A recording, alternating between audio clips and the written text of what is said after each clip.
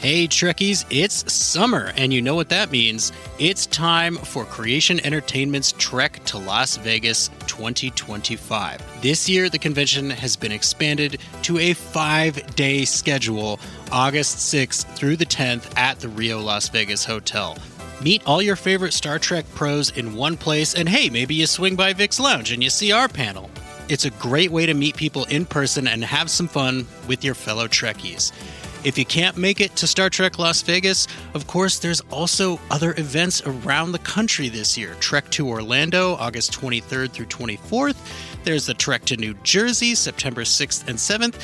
And finally, the Trek to Chicago, November 22nd and 23rd. We're looking forward to meeting as many of you as we can this year. So make sure that you get ready to trek to Las Vegas. This is Andy Wier, and you're listening to Open Pike Night, the Hail Mary of podcasts.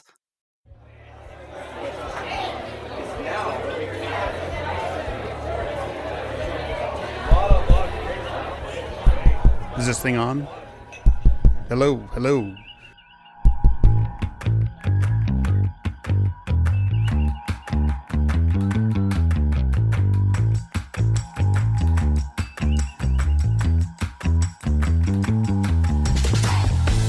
Welcome to Open Pike Night, the Strange New Worlds podcast where your personal logs are the prime directive. I'm your host, John T. Bolds, here tonight with some amazing guests on stage and in the studio to discuss Episode 3 of Strange New Worlds Season 2, Tomorrow and Tomorrow and Tomorrow. Join us tonight as we discuss which Open Pike Night host will get grabby with a time device, whether we like our hot dogs Kirk-style or with condiments, and if we would be good Romulan secret agents. Joining me today are my co-hosts, the man who would do anything to escape his legacy, including shoplifting, assault, and Grand Theft Auto, host of Sudden But Inevitable, Jesse. And if you're wondering what that legacy is, it's crewman Bailey in the TOS episode Corbomite Maneuver, where all he does is fail all day long. And the man who just can't help but get attracted to sexy people who have no idea who he is, host of Green Shirt, Newbies Trek through TNG, Cameron. Well, that's only because my dates go really well until they actually get to know me.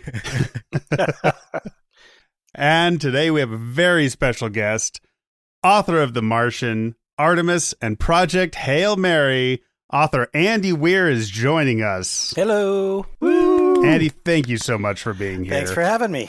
I love, Andy, that we got you on for the least spacey episode of Star Trek Strange New Worlds. Yeah, you know, the truth is, I don't like stories that are time travel to the present day. I live in the present day. I can go see that anytime I want, you know? This is like a few years in the future, though, right? I got the impression this is a little bit in the future. Yeah, I don't really like time travel to the modern day. I always find that very just kind of unfulfilling. I don't watch science fiction to see today, you know. What about tomorrow? Or tomorrow. Or tomorrow. See, I don't mind. It's still only 4 days. Yeah, I love time travel as a plot mechanic. I absolutely adore it. But yeah, I mean, classic Trek. It's funny because I watch classic Trek, and even though I was born after like all of Trek, like I was born in the 70s, so when they travel in time, I think they do it twice, maybe 3 times, where they travel in time to their modern day, the 60s. I'm like, this is stupid. Like even then, I'm like, come on. But when they traveled in time to the 30s, you know. The gateway, God damn it, Guardian of Eternity. Yeah. That one was awesome. Of course, considered one of the best ones, right? And so, just don't go to now. And there are many episodes of classic Trek where they don't don't go to the modern day, but they go to a planet that's exactly like the modern day. Yeah, like the one where they go to the Gladiator planet. Or the Nazi planet, or the casino on TNG. All right. Well, we're going to lead right in with our first call, and our new caller, one of our 2 new callers today. Here's Micah joining us on the Open Pike Night Stage. Greetings, Open Pike Night. This is Micah calling in from the deliciously hickory-smoked Midwest with my 2 cents on the episode Tomorrow and Tomorrow and Tomorrow. Honestly, I felt like I was watching a really good movie with a deft balance of humor, intelligence, action, and heart. This episode easily joins the pantheon of great Star Trek time travel episodes such as City on the Edge of Forever, Time's Arrow, and Past Tense. I will go on the record as saying that Strange New Worlds is the best Star Trek to be put on screen since Deep Space Nine ended. Episodes like this are why I'm a Star Trek fan. I have been consistently impressed with how this show approaches character development.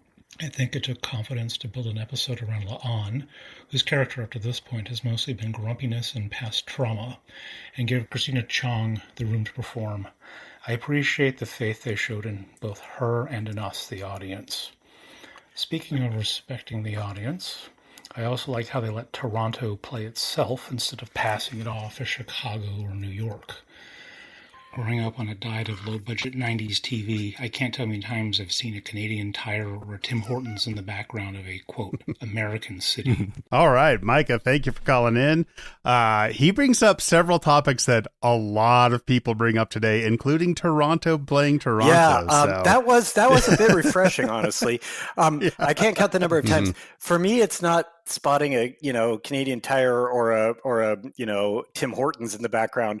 For me, it's like I see the Toronto has very distinct traffic lights. They have a yellow border around the actual light fixture, and so I'm like, as an American who's lived in kind of in a lot of different places in America, we don't have that here. So I remember one time I was watching, Dead Like Me, and they're there. It takes place in Seattle, and there they are in Seattle and hanging out in Seattle. And there's like a scene where they're outdoors, and I can see two different buildings flying a Canadian flag. Like, I'm like, wow. Seattle sure is it's the little showing Canada their neighborhood Maple of Seattle. Leaf pride today. Yeah. Yeah. I'm like, almost like it's Vancouver. Well, I like that they actually gave Kirk a line where he was like, "Oh, this is clearly New York," and then she's like, "Do you not see the signs that say Toronto on them?" Yeah, exactly. And I like how, but of course they say like, "Oh, well, this place is known for like courtesy and poutine." Still, yeah. Yeah. It's like in 400 years, they're still only going to be known for poutine. Hey, the things that survived World War III. I mean, we've got a list. Yahtzee survived it. Now poutine survived it. It is nice to see La'an doing something other than like the caller said, doing something other than just being grumpy. Yeah. Well, the interesting thing kind of about La'an is I remember when she was just first introduced, everyone was like, Noonien Singh. Yeah, they're really what's excited this about mean? that. What are they going to do with it? Nothing. And then they really haven't done anything with it except for that little moment in the 3rd episode in season 1 until now. It's interesting that they kind of made her whole character about the Gorn and not this other thing that we have been waiting for. She's a lot of demons. And then Noonan Singh. Meanwhile, no, it's number 1 who's an augment. Right. It's like, well, why did you do that? Fair question. Well, we do have another question from a caller, and our first bit of caller praise for Andy. Oh, well. Hi, this is Dee. I loved the episode. It was really good. I love seeing more depth to Lon. I love time fuckery episodes. They're great. I'm so excited for this week's guest. Hi. I absolutely love your books. Project Hail Mary literally changed my life. I completely reinvigorated my love of reading, and I have no words. I reread it frequently when I need a pickup, even though it's not this is a happy story. It's so good.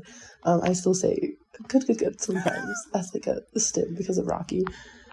My question is, if you had to pick characters of yours to put in the Star Trek universe, which ones would you pick, and what do you think their role would be on a starship? What would they want to do? I hadn't thought of things that way. Most of my characters are contemporary people. But contemporary people get Oh, brought yeah, it forward to the happens all Star day. Trek You can't universe help it. all the time. Always falling through time holes. Oh, I love that one episode of Classic Trek where they're the backdoor pilot for the thing with Terry Garr and Gary Seven, yeah. right? Yep. And so that episode just starts with like Captain's log. We've gone back to 1965 to watch. I'm like, what? Wait, what? Super casual. Where's the button on Sulu's control panel that does that? Like, later on, it's like, oh, to travel in time, we got to fly sideways around the sun really fast, and we're going to see maquettes of everyone's face go by when this happens, and that's in Star Trek, 4. But in this one, it's just like, you just did the thing where you travel in time, like you do. Yep. Anyway, great question. Hadn't really thought about it. Although I will say that this might be a little unexpected, but I would say like just the Iridians, all of them, like just their whole planet and their. I mean that would fit right in with the Trek universe. They're actually fair. I mean, except for they can't survive in our atmosphere and environment, which every other species can, except for one. Except for several Tholians. The Tholians. Yep. Yeah. And actually it was the Tholians that were partially, for me, an inspiration for Rocky. The idea of like really, really hot kind of like environment that is incompatible. So maybe Iridians and Tholians could like hang out in the same environment. I mean, there's nothing saying that both like all the characters from the Martian and from Artemis, like there's nothing saying that's not early on in Trek history, like Mars-based and maybe they may have moon-based. defined at some point in Trek who the first people on Mars were or something like that. But yeah, obviously Project Hail Mary is incompatible with Trek. Yeah, just the first contact bit, I guess. Yeah. Well, even if you're not done with it, there's no mention of astrophage. Well, I don't know. Maybe they eradicate it at the end of the book. I don't know. Yeah, fair enough. Because Star Trek never just suddenly mentions something. Yeah, Cameron's whole character is about being late to pop culture stuff. That's so fair. It's fair. Totally fine. Well, he's about, what is it? What do you got, about a third of the book left to read? So you haven't gotten to the prolonged graphic interspecies sex scene, right? I'm waiting that's for about it. 40 pages. I'm ready.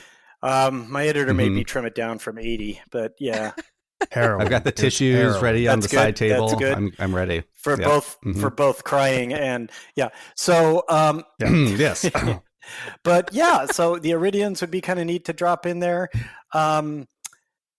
Failing that, I mean, obviously Mark Watney would just have a ball being in that environment. He'd just be like, all right. But for the most part, my characters are like cutting edge scientists who would be, outdated fossils in terms of their knowledge base. The main thing my characters have is knowledge of science and technology, which would be centuries out of date if they found themselves in the Star Trek universe. So it sounds like they should team up with Berlinghoff Rasmussen and form like a time heist society guild. Time heist society. There we go. Time heist.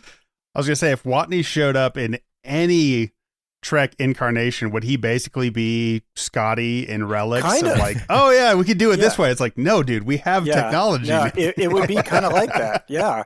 Although worse, because Scotty only went forward about like 80 years. Yeah. And now we're talking about like 300 something. Give Watney a replicator. Like, oh, come on. Really? Watney's a replicator. It can make potatoes. You push a button that makes food. Fuck you. Damn it. I want out of this. Where the hell was this? What do you mean a transstater is what makes it possible? What the fuck is that? I guess I would say just Rocky and or Iridians, because in a way they are already in Project Hail Mary itself, and this is not a spoiler, Cameron, they're already the less advanced alien race, right? Humans are the weird advanced aliens. Dropping them into the Trek universe would be like, yeah, sure, why not? Yeah, no, even more advanced aliens, whatever. To them, they're just like, yeah. All right, cool. There you go. All right, well, let's hear from our next caller. Marcy is joining us again on the Open Pike Night Stage. Hey guys, it's Marcy. Just watched episode 3 of Strange New Worlds. Been a while since I've called in, but of course it has to be on the episode that's a time travel episode. You know how I feel about time travel, Cameron. Not a huge fan. It has to be done really well. They did their best with this one, but it still didn't hit the mark for me. I absolutely loved Carol Kane once again. I think she saved the episode. Great job. Finally, give me your take on this La'an and Kirk romance. I'm not digging it. Did you see that kiss? It was like 2 lips barely touching. I mean, come on. We've got Kirk here. He's supposed to be sexy and hot, and I am just not getting that from this actor. I mean, he would have been good. I think Cam and I talked about this as a different captain, but as Kirk, I just don't feel that charisma. Tell me your thoughts on that. I completely agree with Marcy. That on-screen romance doesn't seem to have any chemistry. Again, no diss on the performers. It's just that it doesn't seem to make sense to me. La'an doesn't seem much like the romantic type in the first place. And Kirk is an inveterate womanizer normally, and now he's just, I don't know. I'm not buying it. Next up, okay, so the caller Marcy loves Carol Kane. I'm not loving the accent. Like, I have a difficult time understanding her half the time. Now, I understand she put, from behind the scenes kind of stuff, I know that she put a lot of effort into creating that accent. It's supposed to be a made up, it's not any given accent. But the end result is she's just speaking weird. And I don't know if it's just me or everyone else, but I have a tough time understanding people when they're not enunciating kind of the way I expect. And I guess I have heard enough people speak with, a Chinese accent or a German accent or a Russian accent that I can parse that. But a made-up accent, I have a very difficult time. So I love Carol Kane. I don't like the accent. I wish she was like, you know what? You lived on Earth for centuries. You should be able to speak English normally. Like, you have been speaking English longer than I have been speaking English, so you should be able to do this. But Uhura points it out as what kind of alien is she? Lanthanite. It's a Lanthanite accent that she's using. A millennia on Earth, and you still have your Lanthanite accent? By the way, also, what does an accent even mean? Which then leads to a bunch of other problems. Like, okay, are people on the ship all just speaking their own language, and it's being automatically translated? Right.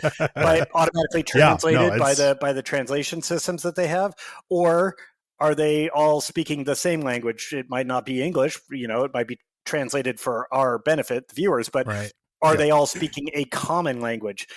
If you have an accent, then that implies they're all speaking the same language. It's not being translated for each other. Right. And then, a Lanthanite accent, then it's like, okay, let's say they're speaking English. And a Lanthanite accent, you've been on Earth for 1,000 years and you have a Lanthanite accent. I mean, if you really want to, if you want to get your No Prize, I don't know if you guys, the Marvel No Prize. No, only I am that old. Okay. The Marvel No Prize was if you pointed out a flaw. This is in the 80s. If you wrote in letters to the editor and pointed out a flaw or a plot hole or something like that, or an error in the story, you could write it in, and then you could explain why it's not actually an error. You'd have to come up with an explanation that fits within the canon that explains why that wasn't actually a mistake. And if you do that, then they would send you a No Prize, and it's an envelope that says you get no prize. Nice. Okay. Anyway, so if I really want to get the No Prize for the Lanthanite accent, despite being there for 1,000 years, I would say that the musculature of their throat and tongues makes it literally impossible for them not to have this accent. So the things that survive a thermonuclear war are cockroaches, Twinkies, and Lanthanite accents. Yes. And Yahtzee. And poutine, or at least the knowledge of poutine. The reason I was laughing is, yes, we bring up communicator and translator technology quite a bit. And I think last time I brought up, well, what if you get to define your own accent for how other people hear it? And like, how much time would that, is it a little app enabled thing? But the other thing, well, whatever it is, it works like, they can go off to a planet, right? So they're just there. Super fast. And they've left that intentionally vague because in the end, Star Trek isn't supposed to be like, you know, like deeply, deeply technically accurate. It's just like, oh, okay, Right. yeah, we're out in space, and you know, dealing with language barriers left and right would make for boring, you know, boring stuff. So and Andy Wier is telling us that writing deeply technically accurate stuff is boring. And dealing with language barriers. Also. Dealing Dealing with language barriers like in Project Hail Mary. And they do manage to turn that into episodes, you know, periodically throughout Trek, specifically like with Darmok. Yeah. So my only pushback for Marcy would be my reading of the chemistry on this was the opposite of what you got. I feel like we have two characters here who've spent a lot of their screen time being stressed out and broken in what we've seen of them in this series. And they are both finally letting their guards down and, you know, for lack of a better term, giving love a chance, which I think it's definitely meant to Andy's point. All we know of La'an up till now is that she's tough, right? And that she's got demons. But that's not enough for a character in 2023. And they decided, okay, let's show the other side of her, because even somebody who is haunted still has normal human feelings, right? And if they had a chance to express those in a way that isn't going to throw their life completely out of whack, they might do that. And this is also an answer to a lot of like, well, if it's a separate timeline, why didn't they do this or this or this? And it's like, they kind of addressed a lot of that here.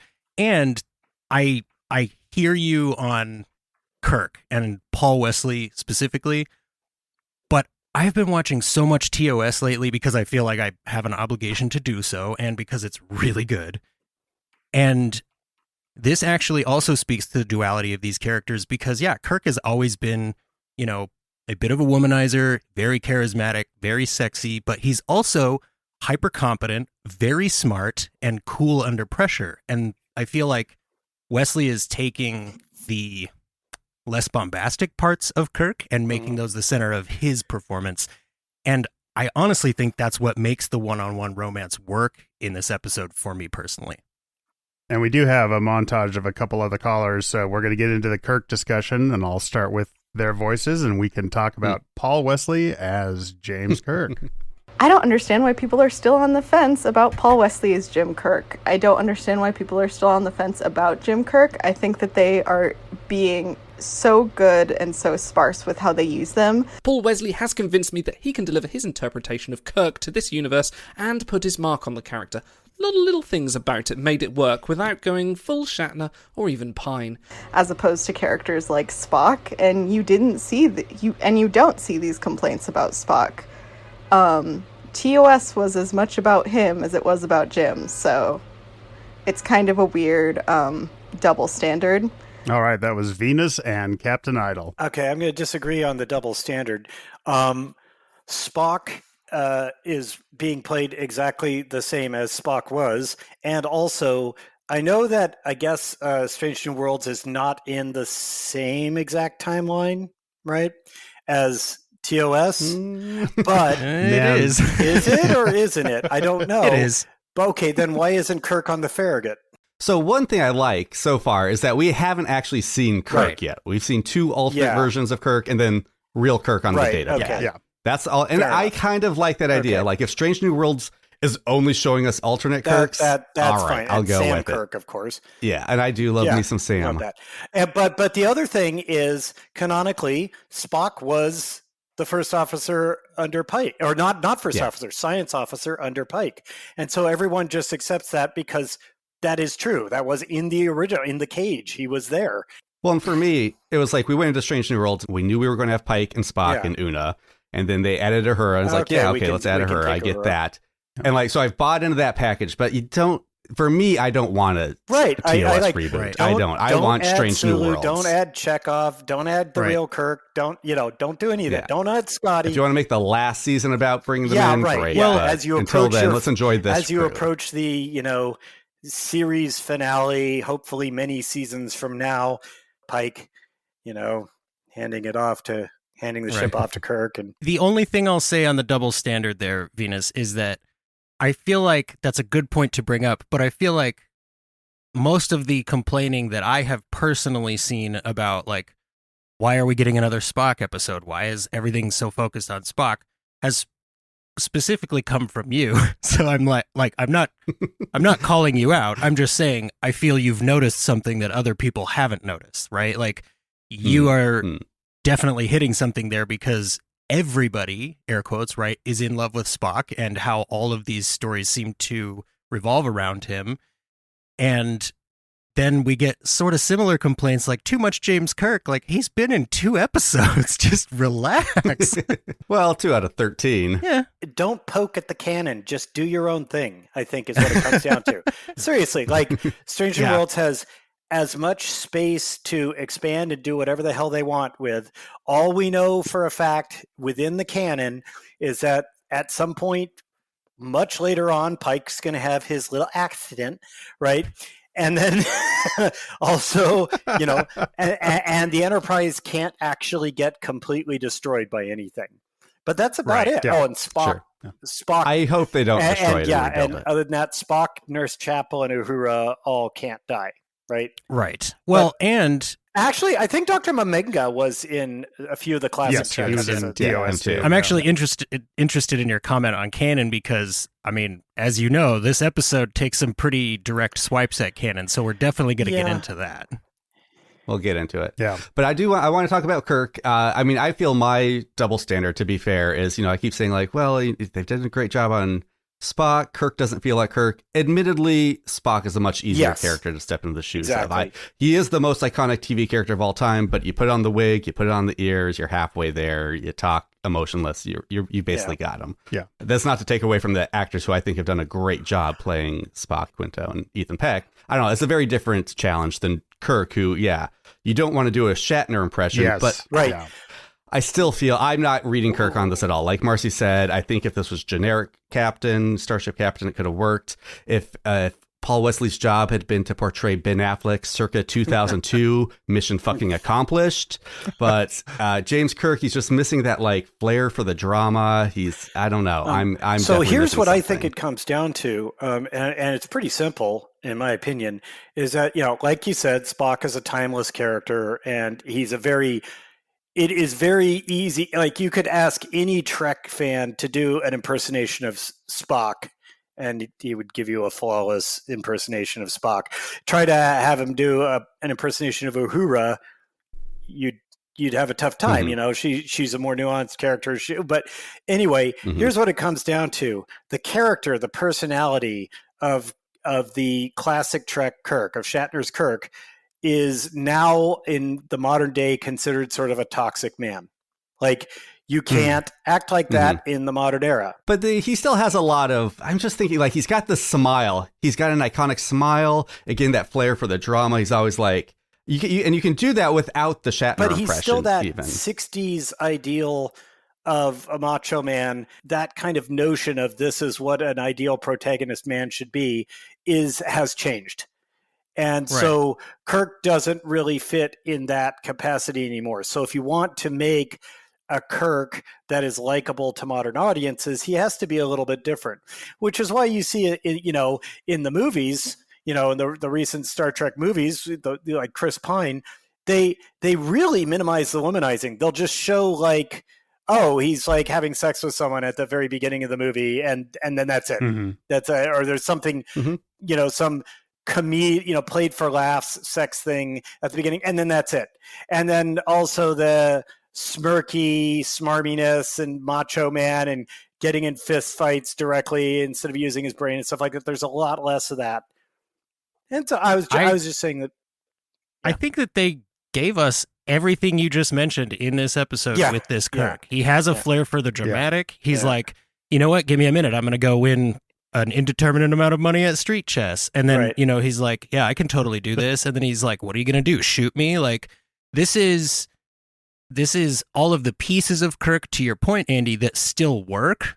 But I think you're 100% that they have to retool that character. And for me, they leaned into the parts of the character that already worked and that were easy to transport forward, right? And then we still get Kirk being charismatic enough to land a badass in La'an. Like, I mean, all the pieces are there. It's kind of like, another another iconic character that has this exact same issue as James Bond, right? Yeah. Mm-hmm. Like Oh, yeah. you can't make if you made a Bond movie now where Bond's personality is exactly like it was in like Goldfinger, people would say like that's not a likable character. This is Right. unwatchable. Yeah. Yeah. But we've seen him slowly evolve Yeah. over the course of, I don't know, 27 movies. I don't know. And they had the fortune of being able to change performers. Yeah. How many times has he regenerated now? Yeah, exactly. He is a Doctor Who. He is a Time Lord. We're watching. I don't know. I mean, we've watched it all, but watching The Crown with my wife, there's one scene when they stopped using Claire Foy and they started using who took over after Olivia Colman. Olivia Colman. Yeah. There's a scene where they're doing another portrait of her for the updated stamps and stuff like that. And there's pictures of Claire Foy and pictures of her. And I'm like, oh, this is her regeneration scene. And I'm enjoying Paul Wesley. Again, there's a lot you can wave away with. Well, we haven't actually seen this universe's Kirk except for a few seconds on screen. Yeah. So like the one we see in this episode is not even part of Starfleet. I know. Yeah. Like he has his history and so it is fun to be able to say, all right, like I'm curious to see when we eventually meet I'm also him, kind of what he's not like. thrilled with parallel universes other than the Mirror Universe. Mirror Universe, I'll watch those all day. You can make an entire series that was just Mirror Universe shit, and I'd be all over it.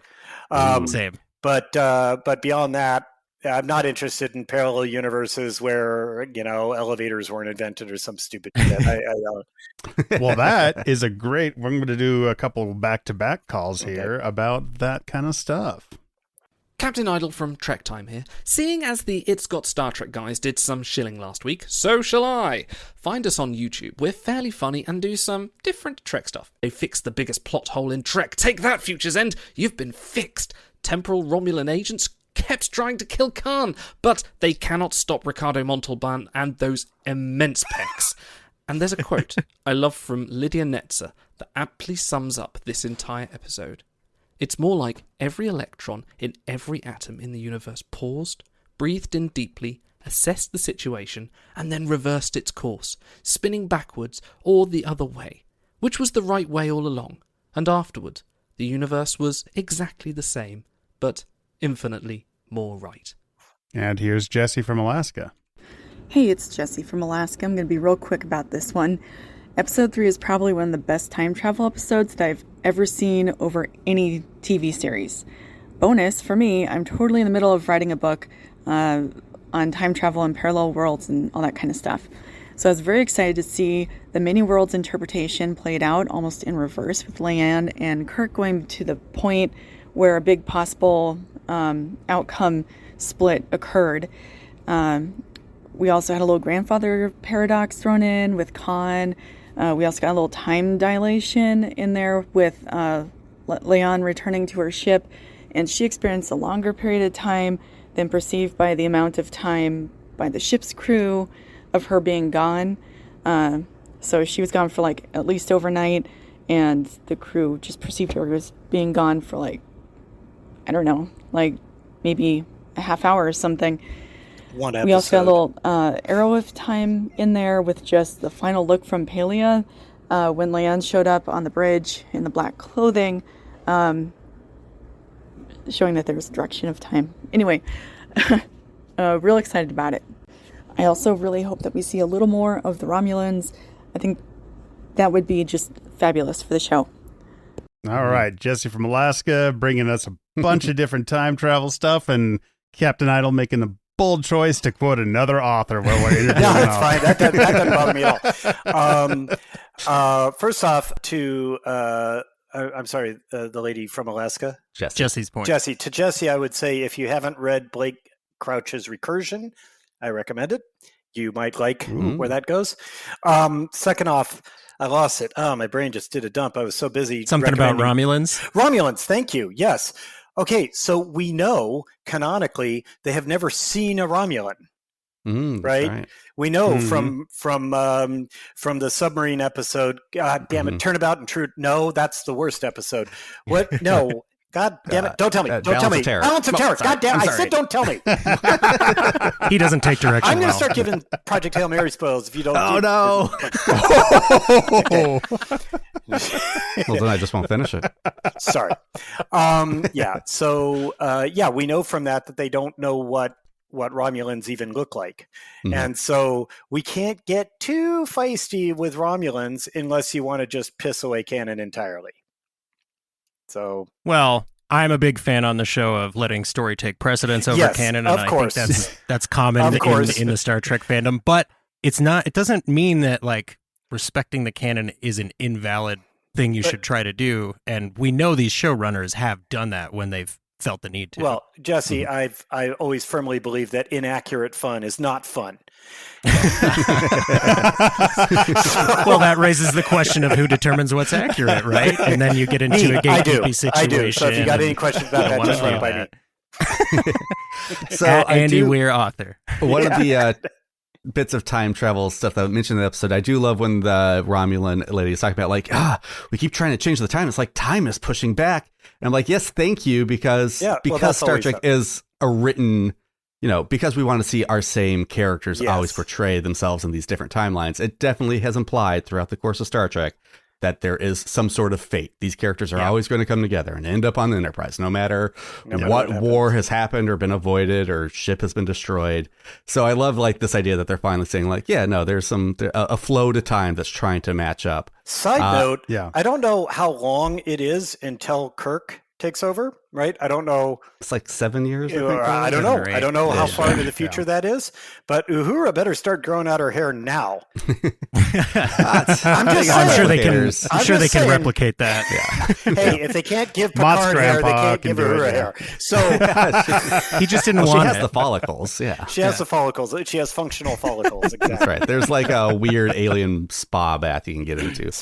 I love that Captain Idol brought up again Khan was supposed to happen here, but getting pushed Oh, is forward. that This is the- our second Terminator direct tie-in to Strange New Worlds. That's when the original space seat. That's when the augments were originally made, 1996. I want you all to realize that Khan was probably a fan of the Macarena. Yes. Okay? Khan probably has a bunch of Simpsons references queued up in his head, ready to go. Oh yeah. Yep. But may not Okay. know what memes are. We're not sure on not that quite one. there Right, yet. but he knows the Macarena. Yeah. Yeah, But the yeah, 1990 dates have never really bothered me. If you're in a sci-fi show that's going this long, you kind of have to let the dates go a little bit. That's the balancing act this show is trying to do, right? Like which Mhm. parts of the canon need to be updated, air quotes, and which don't. And this is a thing that a lot of people that I've seen on the online discourse are saying they really appreciate because they want to be able to look at Star Trek as an aspirational, real-life future. Yeah. And if something bumps against that, like, well, we didn't have a war in the 90s that wiped out, what is it, like 70% of the population or something, then that means Star Trek isn't our future. It's truly fictional. And I don't know if that argument is something I ascribe to necessarily, but I fully understand the sentiment. And I feel like, I mean, there had to have been some conversation in the room like, okay, how do we work with this? Because as recently as Picard season 2, I think, spoilers, Cameron, there was a folder that said Project Khan and the date 1997 on it. So it's like, there is definitely something going on with the usage of multiple timelines and parallel universes. I think personally, throughout all of the current Star Trek shows, I truly feel there is something that they are trying to address. I just am not 100% sure what it is. You know, I'm a writer, so I look at things like a writer, and here's what I think it comes down to. People like canon because if you're allowed to just deviate from canon, then it removes all the stakes. Like, so if you're allowed to say like, oh, this thing that we've always said has happened didn't happen. Once you start, especially once you start introducing time travel, then especially when you got a bunch of dorks like us who watch Star Trek and also love to think about things, it'd be like, well, once you have time travel, why do you have any other problems? Like, Right. like, you know, it's like, hold on a minute. Like, why don't you go fix everything? It's like, why did you let the Holocaust happen? Why Right. can't you stop that? Is it a fixed point in time? Then explain that. Explain that that's a thing. Like Doctor Who does that. Doctor Who does whatever the fuck they want, and they're like, yeah, fixed point in time. Can't change that.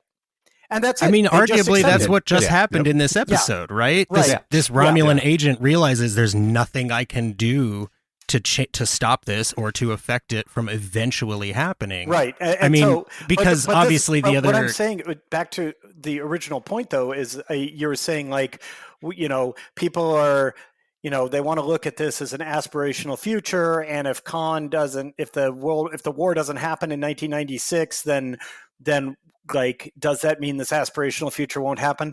I don't believe that that's the kind of thought process that goes on inside most readers' minds. I think it's just a matter of, if you're not following the canon, then it pulls you out of your suspension of disbelief. Like, basically, if things that you've said are true can now no longer be true, then people are like, well, I want to live in this world in my head. I want to participate in the illusion of enjoying this fiction, but these logical inconsistencies are making it difficult for me to suspend disbelief. As a writer, that's my whole job, is to suspend your disbelief. right. Yeah, I've always said canon is world building. Like, that's reality exactly is what it real is. because things stay the same, and sometimes I get more information or more context that changes my view of things. But things are static, so the more static my fictional world can be, the more real it will feel. But we should talk about some of the greatest retcons in history. Since we're talking about canon, I love how classic Trek Klingons are just people with scruffy, and then next gen Klingons have the bumps and stuff like that, and then they explained it all in Enterprise, and they did a great job of it. They did a fantastic job of it. It is the second best retcon in science fiction history. And what's the first, Andy Wier? Rogue One. Rogue Rogue yeah. One is the very best, in my opinion, the very best retcon in science fiction history. The gigantic gaping plot hole in Star Wars of, why do you have a shoot here to destroy battle station thing? Explained. But this is the point, right? Because now you get into subjective judgment of which parts of the canon matter and which parts of the canon are not as important. And it raises a question for a person in a position of creating this show from a production standpoint, right? Like, do you want every writer and producer to watch 60 years of TV and remember all the rules? Because that seems ducks in a row. seems If you want untenable. to write for Trek, you got to know what you're doing. Are you saying my job is to sit down and watch Star Trek? Okay. Yeah. I mean, You're going to want to watch all of Next Gen before you take a Trek-related job. Just saying.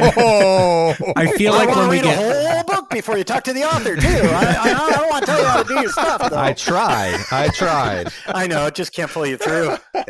Sometimes it's true. there's a point though where when fans get in charge of stuff, or what fans want becomes the driving force, then we get stuff like, the Rise of Skywalker or big chunks of Picard season 3, where it's like, these people clearly know all of the canon, right?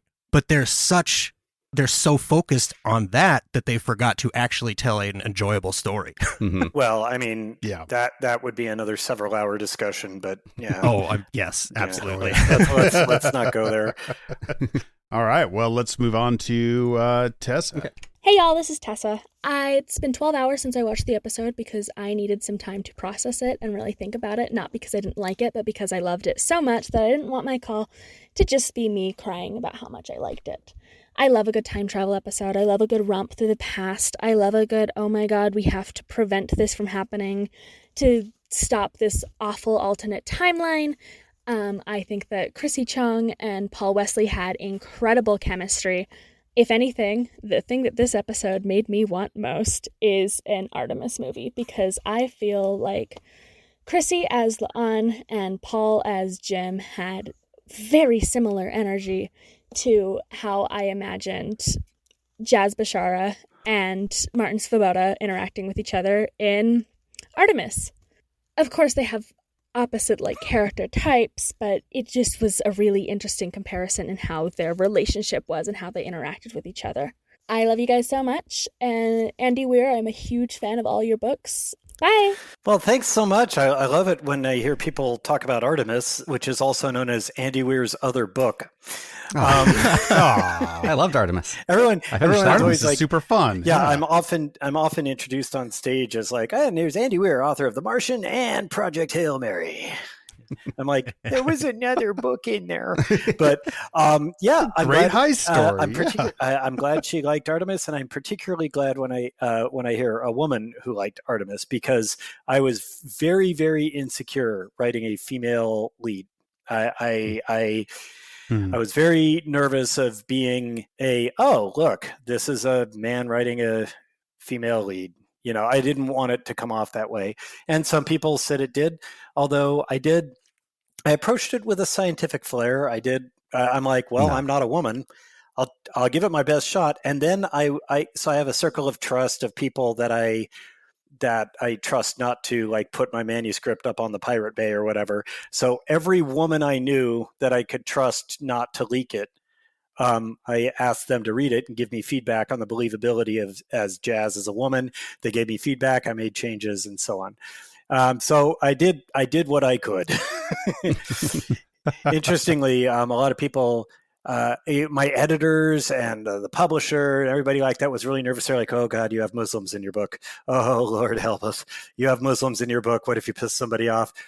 Absolutely nothing but 100% positive feedback from Muslims. Like who read the book. Most of them are just like, thanks for not making us terrorists. You know, yeah. Thanks for showing Muslims in a positive light. Appreciate that. And then you're like, well, she does blow up her refinery. She's not a Muslim. No, that's true. what I always that's remind right. everyone. That's right. Jazz is not a Muslim. Yeah. Her father is a Muslim, and he's an awesome dude through the whole story. He is a great character. Like that father-daughter relationship. And I'm like, man, this is fun to read. Just these two. Have you thought about who you might speculatively want as leads in a movie version of Artemis? So a movie version of Artemis is, it's kind of in development hell right now. We have Lord and Miller producing. We don't have a director. We have a screenplay. Lord Miller want to get a genuinely ethnically Arab woman to play Jazz, which narrows the field a lot, because we need like an Arab woman who, or at least Middle Eastern woman who is also has like box office draw, because she's the primary character, right? And so that narrows it a lot. And also she has to be like in her 20s, or at least be able to play someone who's in their 20s. So it does narrow things down. I just realized as we're talking about Artemis, no, it can't be part of like Star Trek universe. There's kind of a plot point in Artemis where Star Trek already exists. Oh yeah. I completely forgot about that. Well, it's like in E.T. where there's Star Wars toys, but then later we see the E.T. spaceships. Yeah, we see E.T.s in Star Wars. Yeah. or where well, C-3PO and R2-D2 are in the background when in the arc, in the room that has the Ark of the Covenant when they lift the Ark out. Yeah. Well, it is a long time ago. So here's our next caller. Here's Venus. It's also far away, though. So this is the first call that was not recorded directly after the episode, because after the episode I was too distressed about Jim. Hi, boys. Hi, Mr. Wier. I'm not a boy? That's like the only thing I could... Andy is too personal. I'm sorry. First of all, your books mean a lot to me. Thank you. Artemis is actually what got me back into reading. Another woman who liked it's Artemis. Something that I shared with my girlfriend, and I still share with her. So I just wanted to thank you for that, and also that this episode had huge Artemis energy. Like La'an and Jazz had the same vibe going on. For the Trek stuff, I miss Sam Kirk. I miss him. I want the man. I was like, oh my God, they're going to mention him. I'm so excited. And then it was just that he died.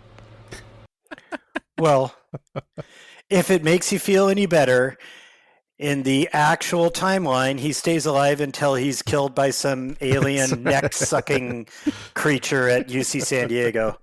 Maybe Strange New World's going to retcon that and save Sam. No, I love that moment. I mean, that's like the moment where we need this character to be Jim Kirk and not just some generic starship captain, right? Like when because it was one of those great moments where I'm like, this guy doesn't want to change the past. He's trying to survive his past, right? And then he acknowledges that. I'm like, oh, great. Yeah, no, Jim, you're a douchebag. You want to try to just preserve your timeline, even though it sucks.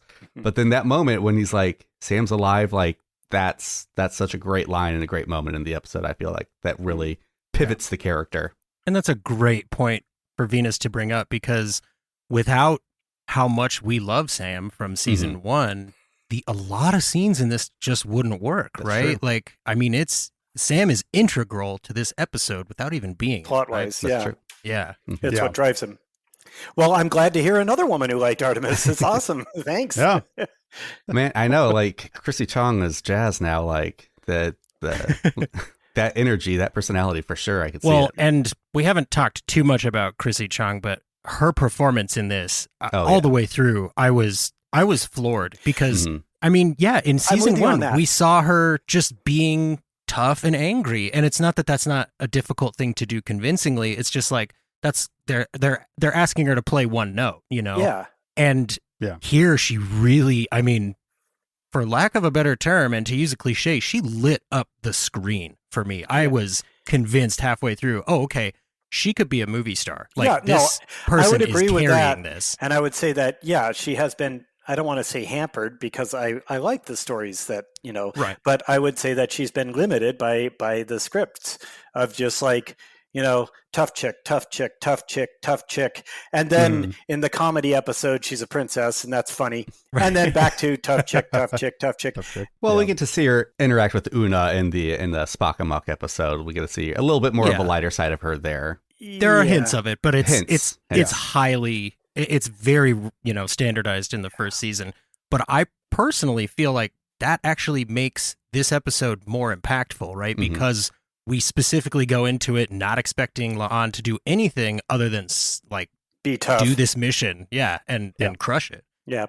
And this season of Strange New Worlds, I think, is so uncomfortable for some people, which that's fine. Doesn't mean they hate it or they love it, but we did not grow up with Star Trek that kept developing the characters as time went on. We got their big plot points, and that was their big plot points, until Picard had some big stuff happen to him. Usually it was just like, Worf is grumpy. He wants to shoot stuff. That's him for 7 years. And then DS9 starts, but here on Strange New Worlds, like, hey, these are our entire people. Yeah. And so, we're going to keep learning different sides of them. And so I think people might not be used to that with Trek. Well, and there's also something to be said for there only being 10 episodes a season, right? It does make us feel sometimes like we're not getting enough time with certain characters, or we're getting too much time with certain characters. But it's like, I mean, I've said it before, like, I really hope we get 10 seasons of this show, because then we are going to have each character focused on for an episode. We're going to get a chance to be as connected to them as we want to be. So, I mean, WGA strong. Let's get that strike over with. I need that strike to come to an end. Yeah, I don't know. I'm really liking it. I'm really amazed at what they've been able to do with it. It's probably not even controversial. I really thought the first 2 seasons of Picard were kind of awful. The third one was like a whole new thing. It was I liked it, and then so I'd come to be, and after that Discovery, I liked the first season. Then the second season, I'm like, okay. And then I'm like, okay, how long are we going to have Michael be Jesus? And I'm just like, okay. But Strange New Worlds has just been consistently good, and and also Lower Decks. I know Lower Decks has got its own thing going on. Oh yeah, looking forward to the crossover. Yes. Oh yeah. Oh man. All right. Well, we do have another caller with a question for you. Well, all right then. Hi, Open Pike Night. This is Michael Kwan.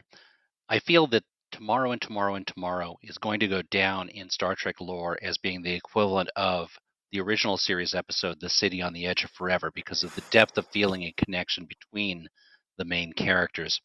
Chrissy Chong showed a fantastic acting range and depth of feeling and emotion during this episode. I feel that she was able to connect through this timeline's Kirk, the United Earth Fleet Kirk, because he was the first person who was able to see her without his vision and thoughts of her going through the lens of her infamous ancestor. My question for Andy Wier would be, if the word came down from on high and Star Trek demanded an Andy Wier novel, what would you picture yourself as writing given carte blanche? Thanks a lot, everyone. Hope you all enjoyed the episode. Bye. Well, thanks for asking. I've been waiting to hear this story since you first replied to us, Andy. Well, basically, I did have an opportunity. I pitched it to, it was funny. There was Kurtzman, and then there was all of the showrunners of all of the existing shows were all on one big Zoom, and a lot of them had never met each other. So, hi, it was funny.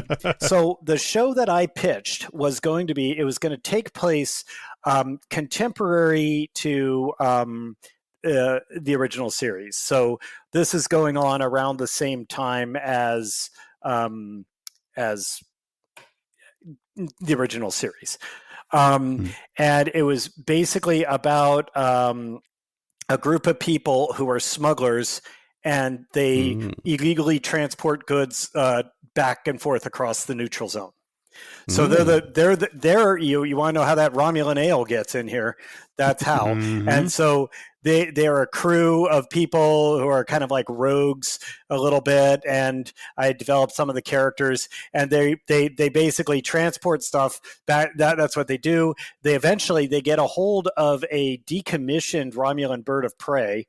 So it doesn't have weapons or anything like that, but it does have a cloaking device, and so that's how they're able to be smugglers, stuff like that. Anyway, the long running, so that's the concept. And so it's a skeleton crew. And the way I explain that is a bird of prey canonically requires about 150 crew. But that's because Romulans don't trust computers at all. They don't trust computers. They don't trust AI. They don't trust anything. Yep. But by automating things, they can run the whole ship, like maybe not in combat, but they can run the whole ship with a crew of just like 12 people or something like that. So it's closer to Firefly than it is to Star Trek in that sort of crew dynamic. Although they're not as antagonistic. They have a definite crew. There's a captain, and she's in charge, and everybody agrees. And so anyway, they're doing this. Then they get given a mission that they need to take basically this box. Don't ask questions. We need this box to go to Romulus. And they're like, yeah, all right. Because they're smugglers. They're like, that's fine. But then everybody's coming after him for this box. And they're like, and they're just trying, everybody wants, like, it's like the Federation, the Romulan Star Empire, the Klingons, everybody is coming after him. And they're like, what the fuck is in this box? Okay. So they scan it, and inside they find that it is just particles. It is basically something that is stuck in it's something like that is stuck mid beam, like it's like it's being transported, but it's held in that form, not like the pattern buffer like Dr. Mbega's daughter, not like that. Although when I pitched it, this was before all this came out, and they said we kind of have a plot similar to that coming. But anyway, so this box contains the particles that are expecting to be beamed. And then they say like, okay, well, let's analyze this. What the hell is this? And they say like, well, we can't analyze it. It's in this quantum uncertain state of all these particles that we would need to materialize it to find out what it is. So in a way, this is a great way to hide an item, like, because it's just particles right now. And they go like, okay, well, let's do that. And then they start to, and they try, and they can't. They look at it and they say, wait a minute, these particles have all been like quantumly randomized. They've literally cannot be, if we tried to materialize it, it would just, the particles would just fan out in all directions. It would not go back to whatever it was. And so they're like, and then further analysis show this is the season arc, right? During this time, they're doing their individual episodes of smuggling and stuff like that, but they find out that this was been like somebody deliberately did this to kind of encode the particles. And then later they find out somebody deliberately did this to destroy the particles. Like this was an attempt to completely destroy something at the atomic level, but the Romulans have some ability to reverse it. And so, and by the way, they're not dealing with the Romulan government. These are underworld folks at Romulus who have the ability to undo that damage. And in the end, it turns out what it is it's the Tox Utat. Oh, nice. I genuinely believe that's going to be season 5 of Discovery. So that might be why they told you, oh, like, that's great, but sorry. Because, I mean, everything I've seen of season 5 of Discovery, I mean, they're talking about, it's an archaeological treasure hunt and this, that, and the other thing. And I believe Discovery is specifically in the century that the travelers in that episode came from. I want to say they said we're from the 32nd century. Something like that, yeah. So I mean, I'm excited to see it now. That was my pitch to them, in that ultimately they're because what happened was they said, transporter, like, order 14 now. Or something like that, General Order 14 or something like that, or Protocol 14, which just showed the Toxotalk. So that's what it was.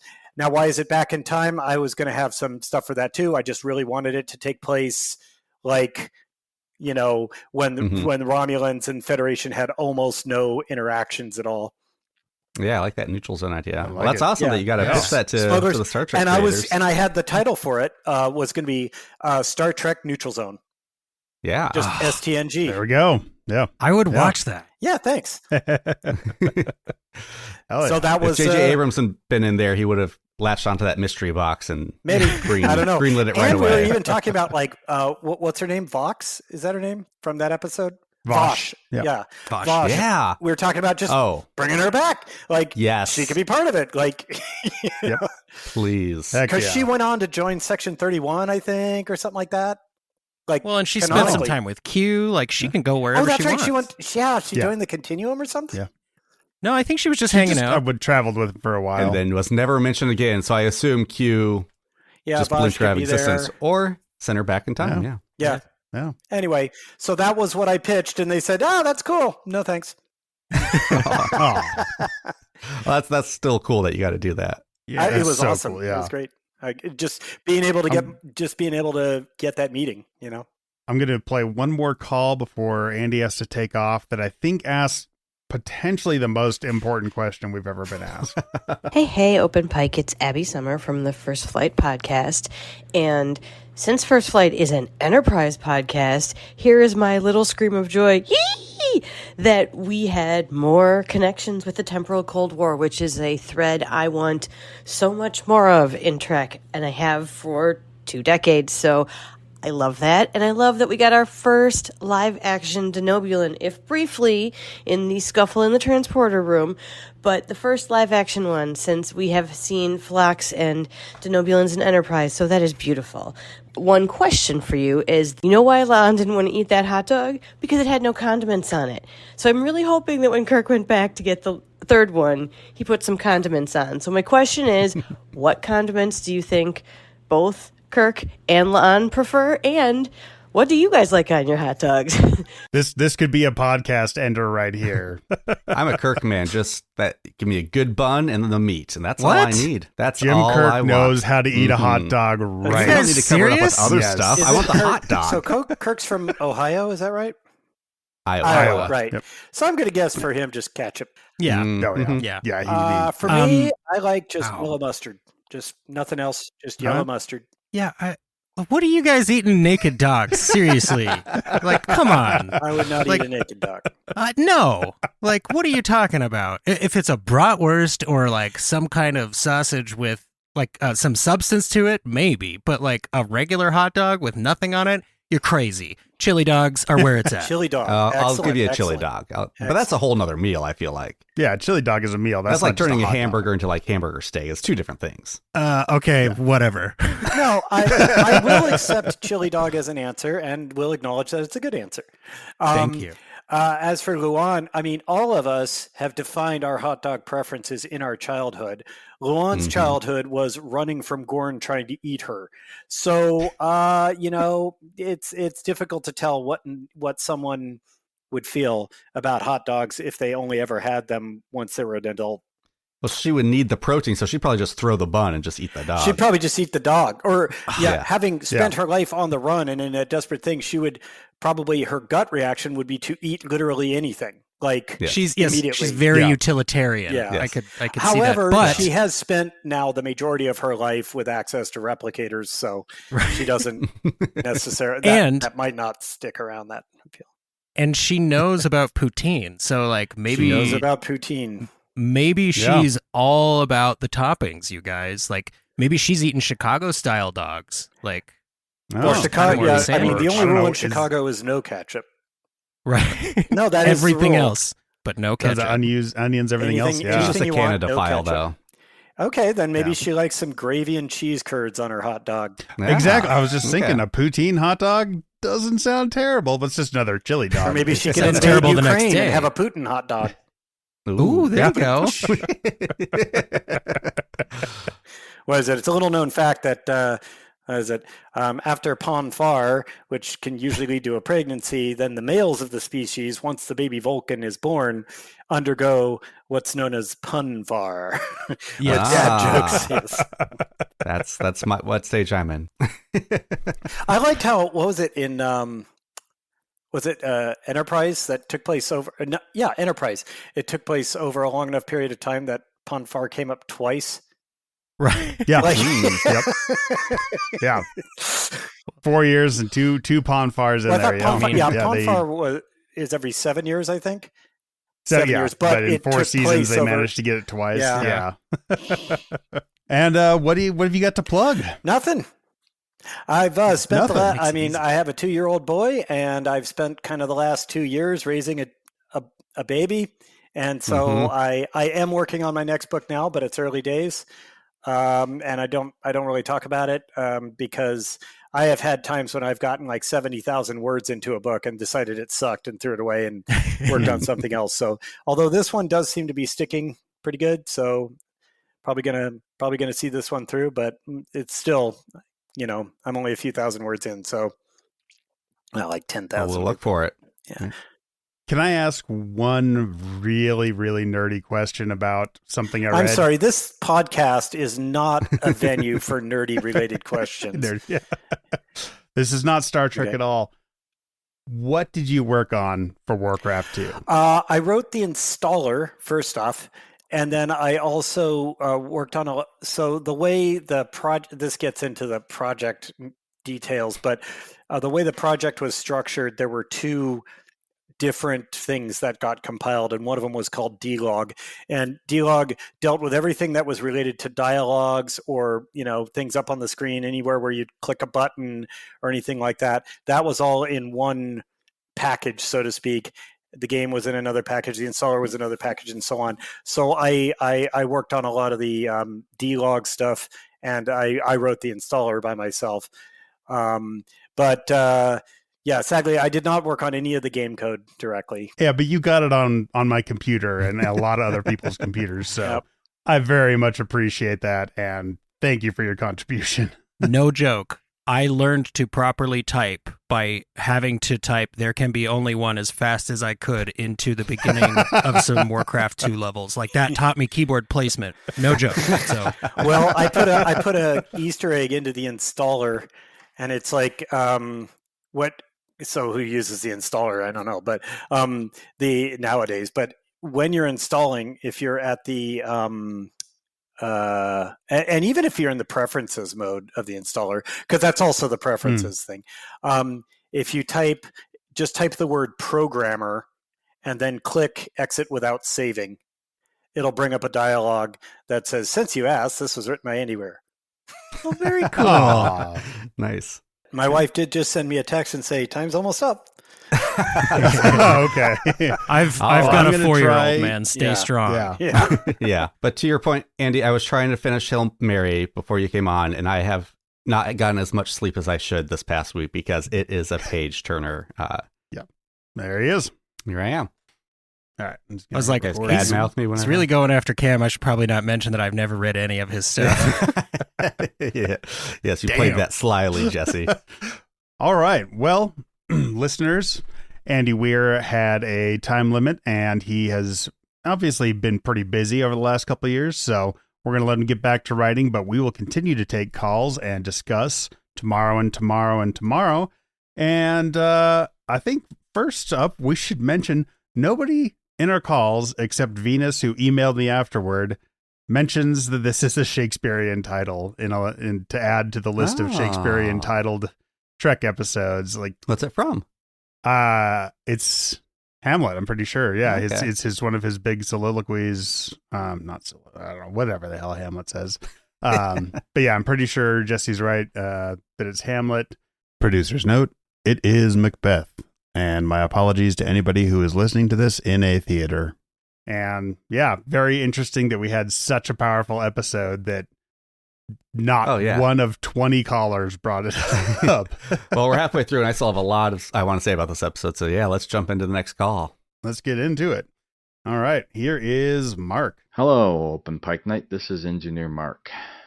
What a roller coaster this one was.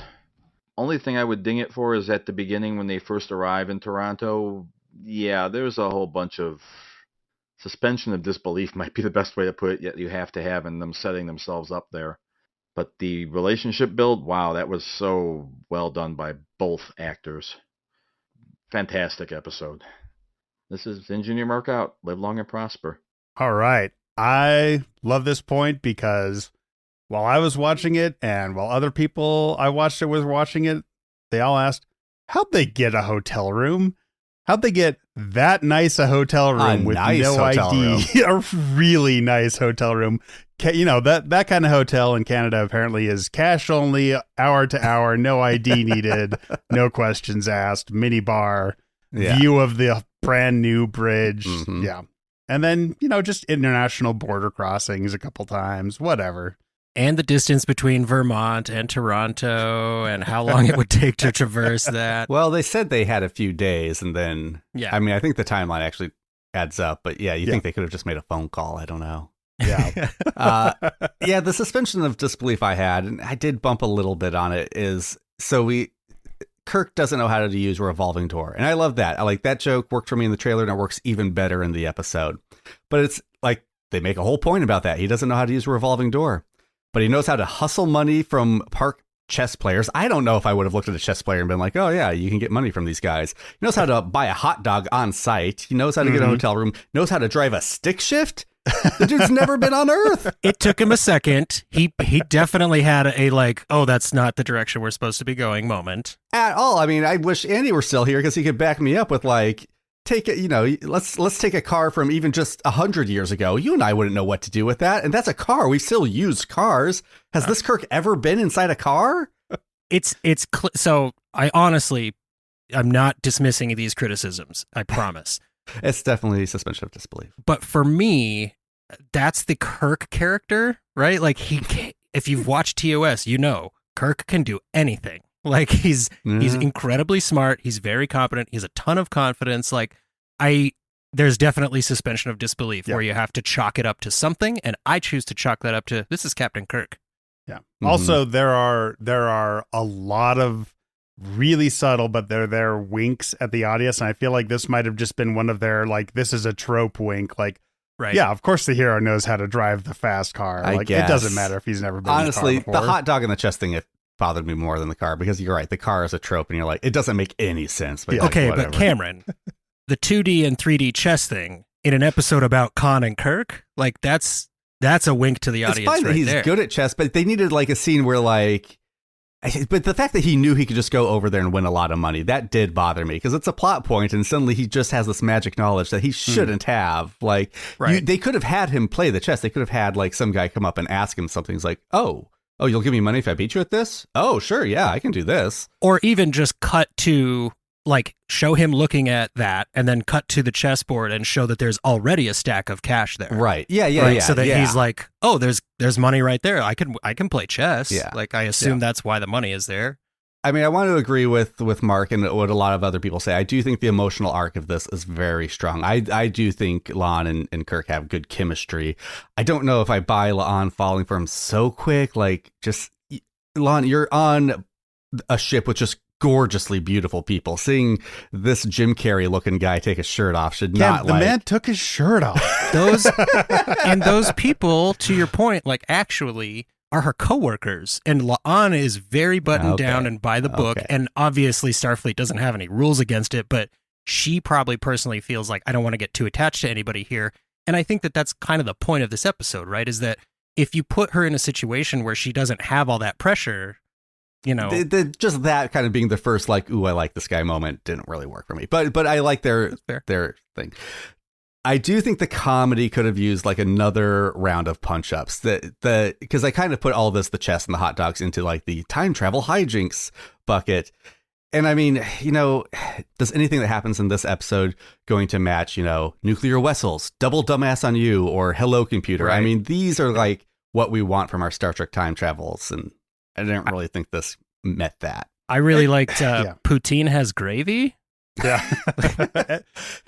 Yeah, and there's a mention later of what's a meme, which I also really liked. That's all right. I mean, like we've said before on this podcast, and people have said, comedy is hard, and Strange New Worlds still has a hard time with comedy. Yeah, and none of this was cringy, but it just... If you're doing a montage, La'an should be doing different stuff while waiting around, and give me a couple minutes, and then she's like, and just the montage kind of felt it felt weird.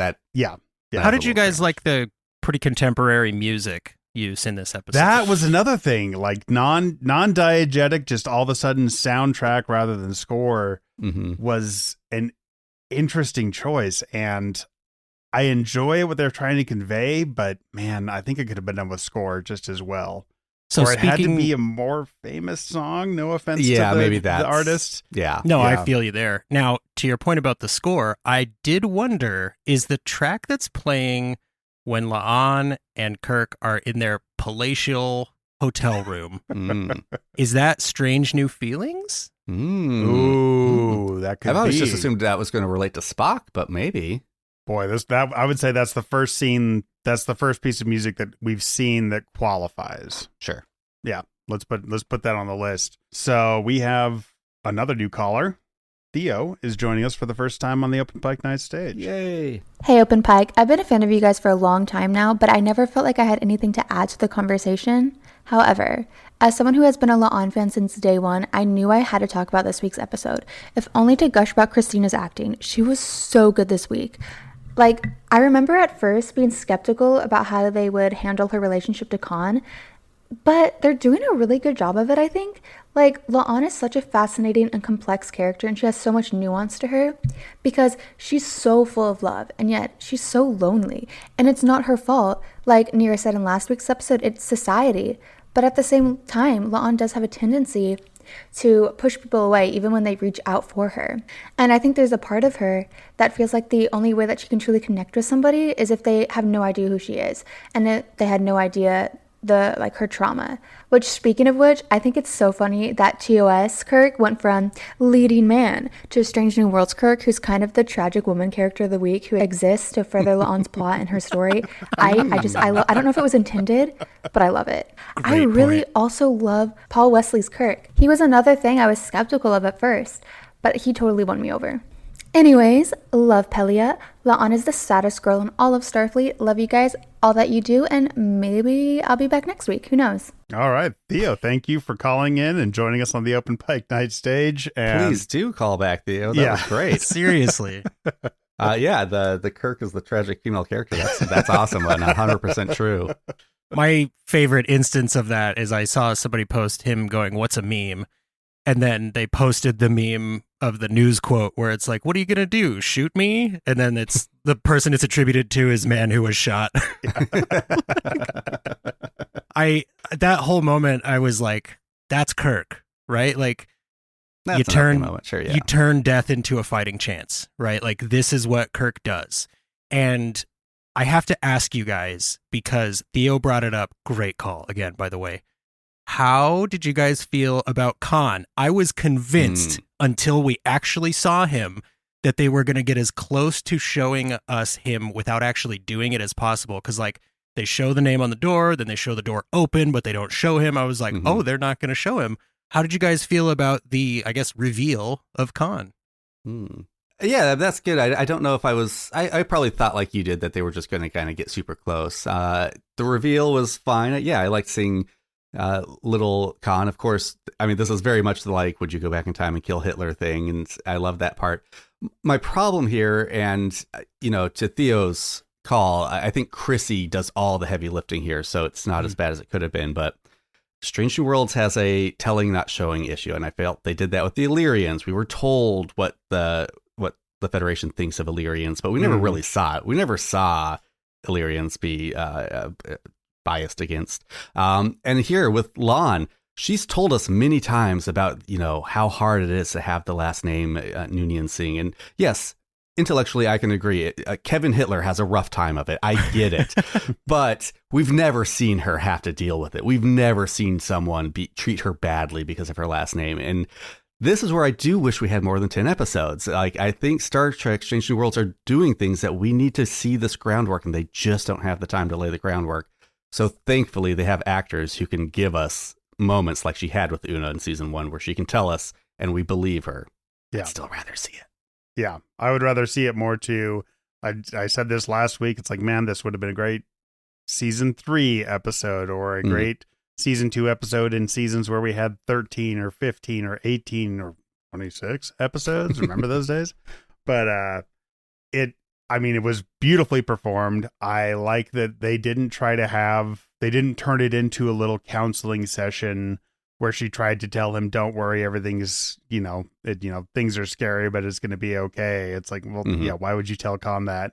I like that they had him scared in the room. I like that he wasn't an ender, or, he wasn't a natural child leader. Damien. Yeah. Like, he's like, no, he's just a scared kid because that was good.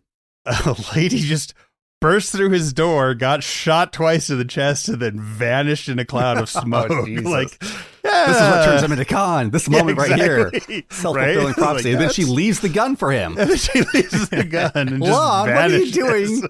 Leaving a firearm in a child's room. He's a super child. He'll be fine. I mean, what if that is how, like, he escaped out into the world? That would be so cool. Well, I mean, they get the weight of it, right? Because we've just had La'an make sure that Khan's genocide takes place, right? Yeah. Like, and I feel like, to your point of having Khan show up as a little scared kid, that is the image that they're using to humanize La'an as well, right? Like, at the end of the day, she is still pretty young. She's very scared. It could easily, a lot of her actions could be ascribed to fear, right? Fear of loss, fear of repetition of the past, that kind of a thing. But she is so calm, cool, and collected on the surface that it doesn't come across that way.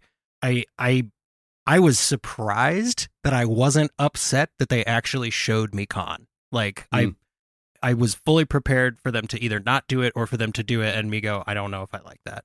So I'm firmly on the side of, yes, this was well done. All right, next up on our callers, we have Newman returning to the Open Pike Night Stage. This is Newman from the Movies for Days podcast. I must fully admit my bias. I'm not crazy about these time travel episodes, especially if we go back to a past that is just the viewer's current present, and we never leave there. There is no back and forth. There's no on-ship outer space exploration of this timeline with the cast members. So admitting my bias, this is my least favorite episode of Strange New Worlds to date. Please tell me they have this time travel episode out of their system. Subversion of Pelia, who's basically the Guinan of this episode, not knowing engineering yet. I thought that was delightful. And of course, the would you kill baby Hitler philosophy conundrum, which I felt they did sort of shove in really hard at the end, but it was personal for La'an, so I dug that. Again, no Pike? I'm losing it here. I'm jonesing. If episode 4 is coming, I need more Pike. Peace, y'all. Yeah, we should talk about that. The no Pike? Well, the first 3 episodes of Strange New Worlds, yeah, just not giving us the crew on a space mission. Yeah. I will point out there is a little bit of a behind-the-scenes reason for Anson Mount's not... I will point out there is a little bit of a behind-the-scenes reason for Anson Mount's absence in these first 3 episodes. The man just had a baby. Have you been holding this information from us, Jesse? Well, I thought you knew that the man recently had a baby. So I didn't know that coincided with filming Strange New Worlds. Yeah, so I guess the first few episodes, his availability wasn't quite as maxed as it was. And I personally, and I think I've already said this, I feel like it was that in concert with the showrunners realizing these people can carry a scene on their own. And it's, I mean, sure, but we've always 3. wanted.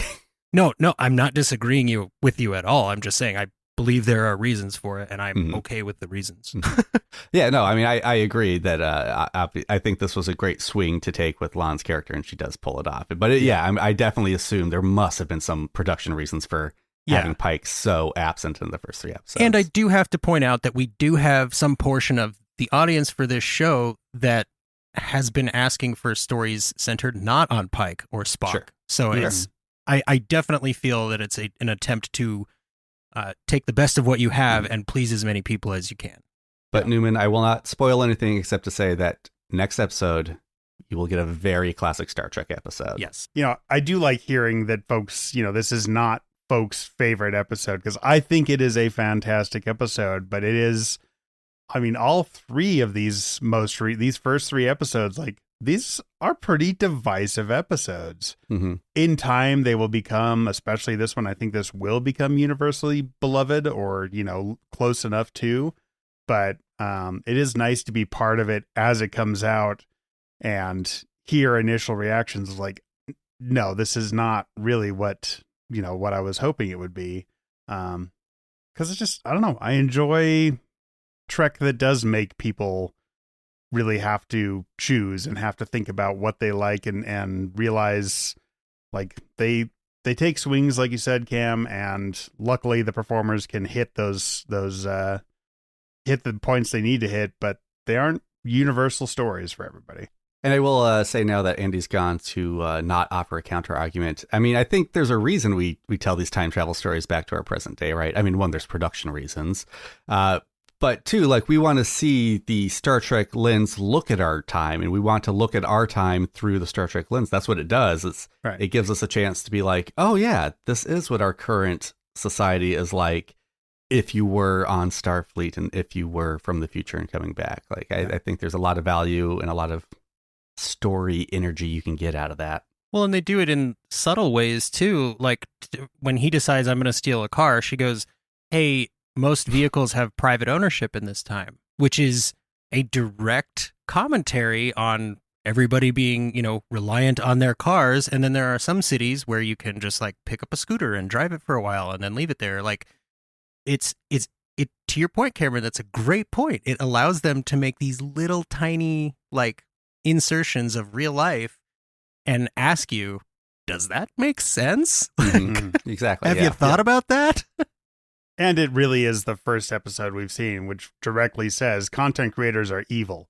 Do not trust them. So, And but I will say, Andy brought it up, I think mostly as a negative, but Star Trek does this. This is a classic Star Trek thing. They go to now. That's I wanted to ask somebody thought of Star Trek 4, but right. Or First Contact, or the most recent episode, second season of Picard, or point being, this is something Star Trek does. I know Andy is fully aware of that. I don't mean to sound like I'm harping. That said, content creators being evil, please support us on Patreon. For as little as $2 a month, you can keep us, making independent Star Trek podcasts. Thank you to Mark, Pam, Steve, Shatterhand, and Mahana for being our 25-minute set supporters. Every patron we have, we really appreciate. We appreciate all our callers. We have several we're not going to be able to hear from on this episode because 20 of you called in. And that's amazing. And we just appreciate our old callers, our new callers. We appreciate all of our listeners, all of our patrons. And appreciate that you are what makes Open Pike what it is. And speaking of all of our patrons, all of those people have been entered into our contest for a signed apron. It's been signed by Anson Mount and Ethan Peck. So, yes, you're supporting a great independent show, but you're also getting a chance to win some cool stuff. Go to patreon.com/openpike to sign up for as little as $2 right now. Now let's hear from Kelly. Greetings, Open Pike. This is Kelly Zent-Georgi, or Antipodal on Twitter. Tomorrow is a 10-star, A+, 6-hanky episode. Loved the callbacks to Star Trek The Original Series episode Omega Glory, when in response to Kirk's statement, "Pity you can't teach me that," the Vulcan nerve pinch, Spock replied, "I have tried, Captain." And to Star Trek Enterprise regarding their temporal Cold War episodes. I love the development of the attraction between La'an and Kirk, and cried when Kirk sacrificed himself to save not only La'an, but the correct timeline. I think this was the first episode we've seen La'an's quarters on the Enterprise. Her communication with Lieutenant Kirk at the end of the episode was charming, and her grieving at the loss of Captain Kirk was very cathartic. All right, we will talk about that final scene here in a little bit, but yeah, La'an's pillow game on point. Like, I support her bed pillow layout absolutely. And I loved all the callbacks in this episode to other Trek shows. Like, you know, we had TOS, we had Enterprise, we had a little TNG in there with the Noonien Soong name calling. We had some Voyager with the T-Cars operating system on the time device. Yeah, it was... Oh, the garage door opener? Yeah. What kind of future technology? A single button? Oh my God, that is just... Which I assume is being controlled by DTI, right? Like, you don't get to to decide when it's so like, I love to Kelly's point. I did love Kirk's death scene, his sacrifice, unintended sacrifice, but much better death than the Prime Kirk. Seriously. Right? Yeah. Yeah. Much more meaningful. Yeah. Well, and anybody who, this is totally a jab, but anybody who thinks that this is not how Kirk should be, when La'an calls the real Kirk, the first thing he does is flirt with her. So, like, keep that in mind. And I do love that, somebody, I've had people talking to me complaining about them killing Kirk. It's like, Star Trek kills Kirk.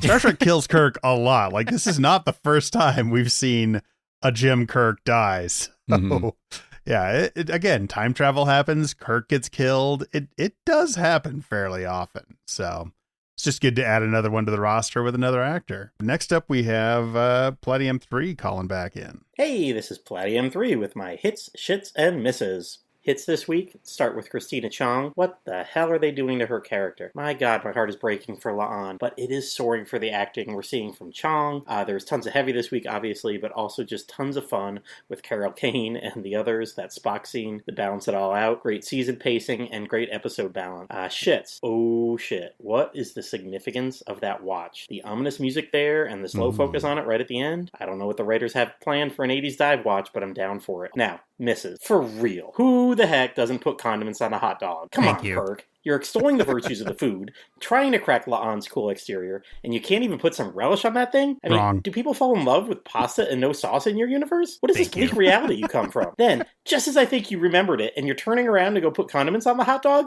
No, you just go get another one. Oh, you missed your shot there, Kirk. So I'm okay with the Romulan not missing hers later. All right. Season 2, Episode 3 gets my nod this week over Season 1, Episode 3. Sorry, Illyrians. Is Toronto a strange new world? Maybe not. So I'm going to leave the Strange New Worlds count at 2. I got to go now because I see little Khan headed towards the bathroom, and I need to save my soup. No!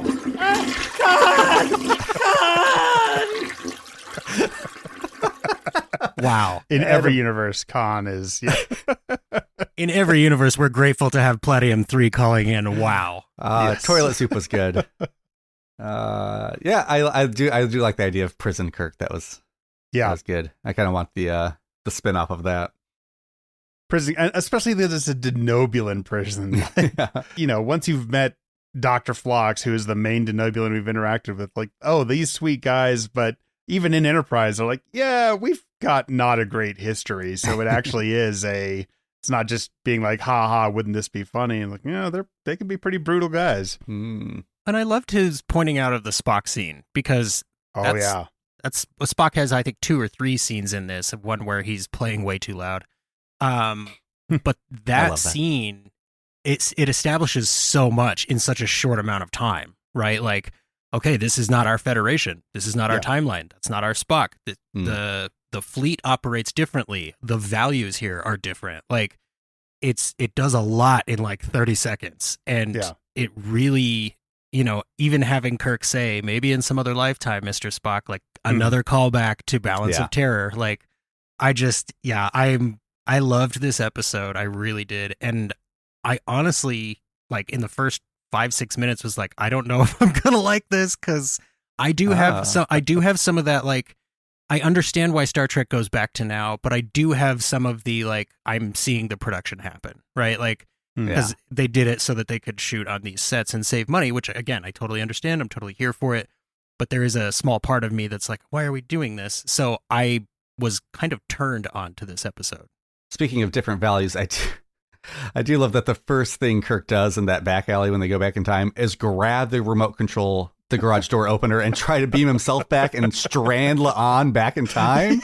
What a cad! There's another moment of classic Kirk. He's a little dumb, right? Like, he's a little bit dumb. Like, also, he is the one who presses the button in the first place. The remote. He got all grabby with later because he's from the angry universe. He's like, I don't have a tricorder. Thanks for. It's like, you grabbed it. You tried to take it away from her, dude. Your thumb was on top of her thumb, Kirk. All right. Yeah. But to, I mean, Paul Wesley's credit, I don't think he has Kirk charm, but he does have charm, and he did win me over despite those 2 moments. So we're going to see this guy going ahead as Kirk, and I think he will eventually maybe not win me over, but kind of beat me down to accepting him as Kirk, because it's just the way it's going to be. Well, let's hear from a bunch of people about that very final scene with the call to Lieutenant Kirk.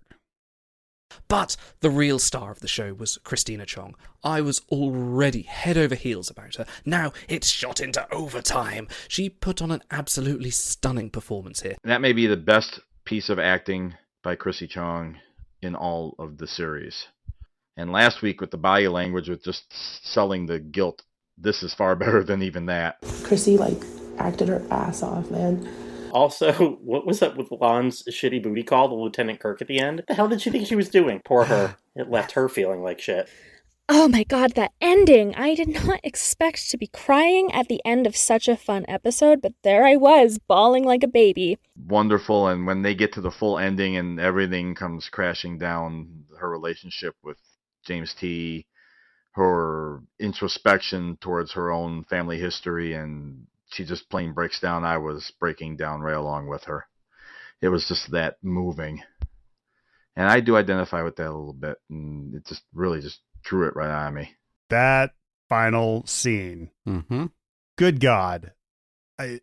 Even when her body is telling her, just cry, she won't just let it go, right? Like, she fights it the whole time, and then she ends up overwhelmed. And I mean, if there is a better metaphor for fighting against time itself, right? Like, I don't know what it is, because this episode really, I mean, just like the callers said, it's a fun romp, and then they just tear your heart out. I mean, I was having Elysian Kingdom flashbacks, honestly, but they did it in a slightly more subtle way here, because, like, you can argue temporally, mechanically, nobody has been lost, right? Like, it wasn't meant to happen in the first place. She's not supposed to know about it.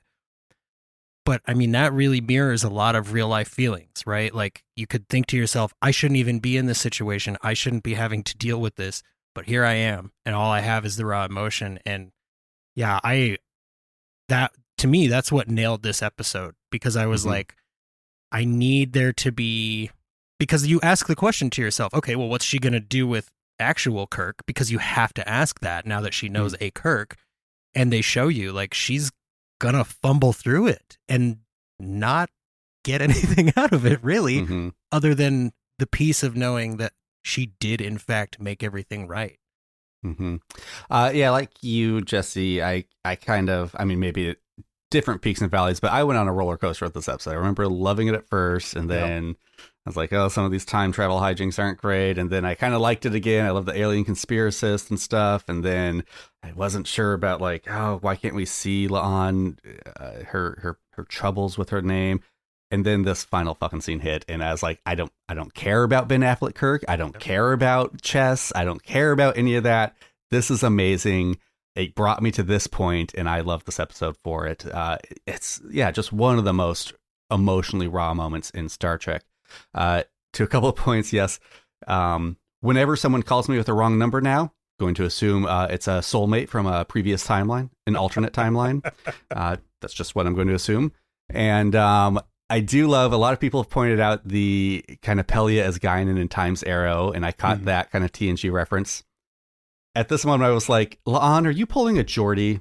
Are you calling Jim Kirk and going to treat him like a different version of himself that you're in love with? Because I never would have put La'an as Geordie on my Strange New Worlds bingo, but here it is.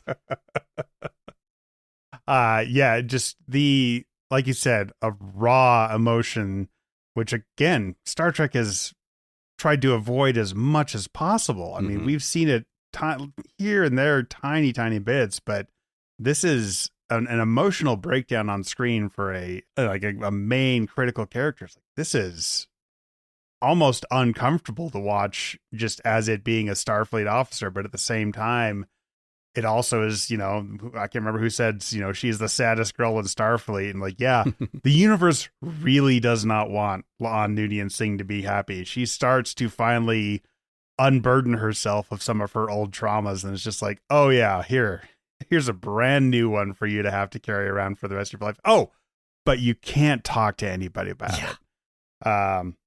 We won't be able to get to their call this time, but Unplanned Trek has a call that we'll talk about on the Patreon for the bonus, that kind of deals with that question of the time, the temporal Cold War, and I want his call to be an entire film for Star Trek. So we will talk about that when we get there.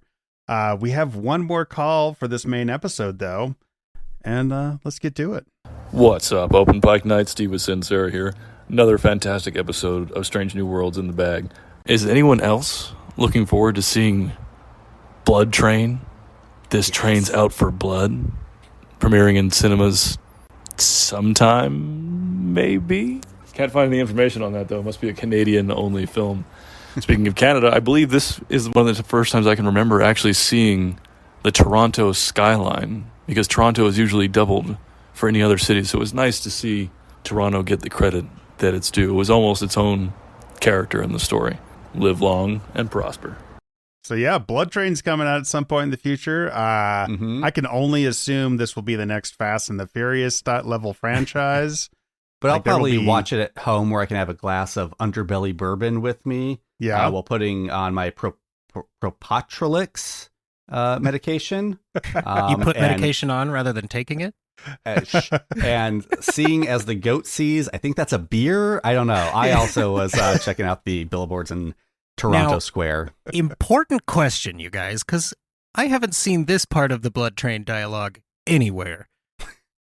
Is it a train full of blood, or is it a train on which bloody things take place? Because I feel there's not a huge distinction there, but is it a tanker full of blood and they're taking it somewhere, or are people getting killed on the train is what I need to know. It reminds me of Clive Barker's Meat Train, I think it's called. That was a good movie, though. Midnight Meat Train, yes. That was a good one. Film. So if it's like that, I'm down.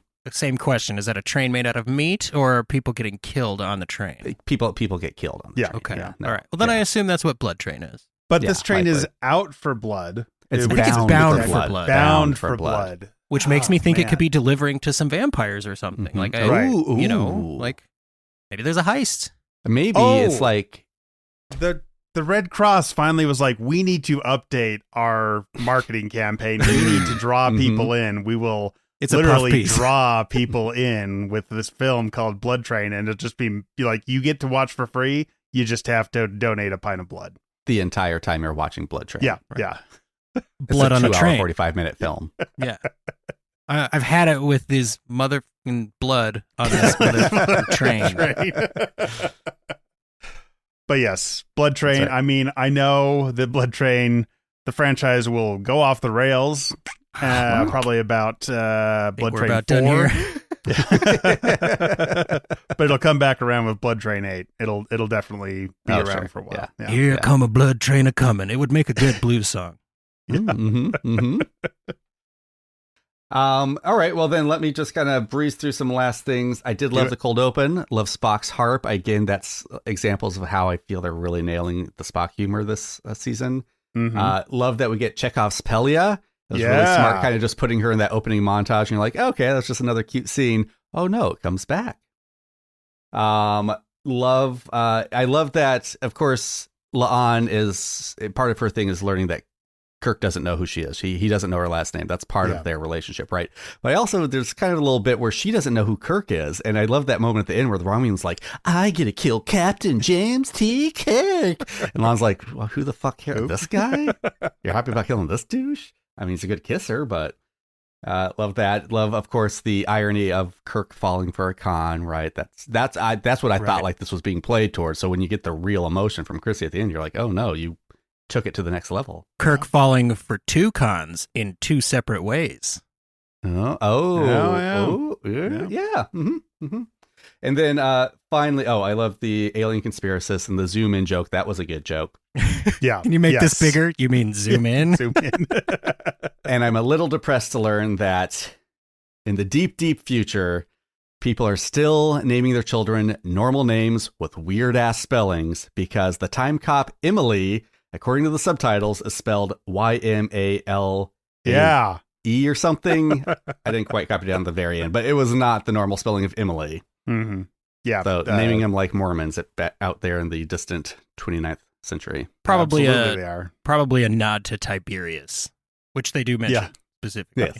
Again, like we talked about, the Sam Kirk not being on screen, but being a pivotal role in the decisions made in this episode was a beautiful storytelling device where they didn't have to pay Sam or pay Dan Janot. So, and like the first time I saw this episode, I started out being like, oh boy, here we go again. But it was not long. And then all of a sudden I'm like, damn it, this might be one of the best Star Trek episodes ever as time goes on. Like, this is so good because it does so many things either just differently enough or actually new things that it's great to see. Strange New Worlds is pushing the limits of Trek.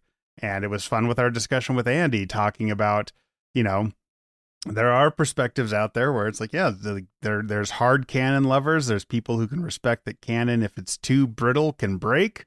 So you have to bend it. And then it's just like, man, Star Trek is for the time it's made. And this one definitely felt like a Star Trek is for the time it's made and loves all of the shoulders it's standing on to get to the point where we can say this is like a city on the edge of forever. This is like a past tense.